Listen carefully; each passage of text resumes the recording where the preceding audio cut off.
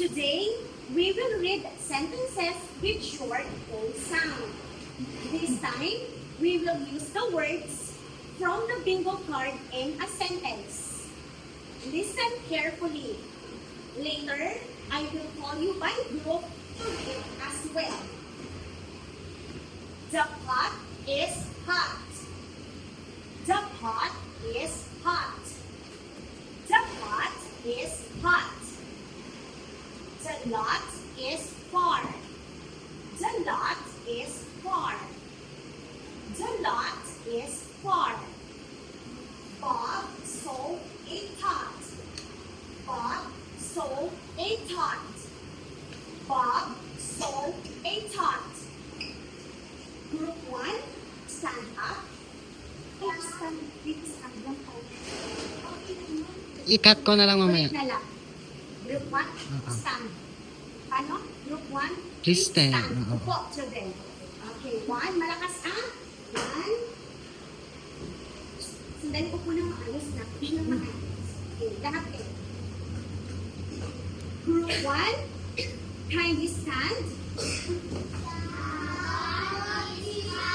Again. Once more. Okay, group 2, please stand. Read. Again.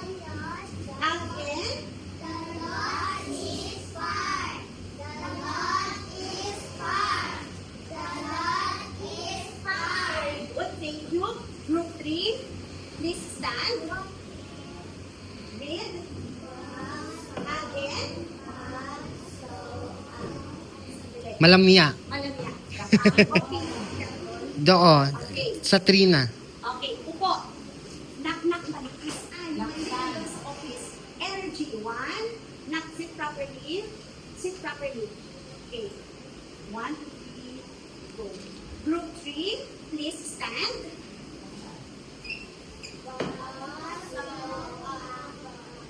No. Ulit. Pakita na lang natin. Oo.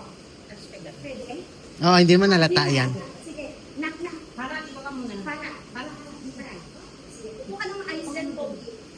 Yan. Isa pa. Dito ka na. Dito. Oh. Yan, yan.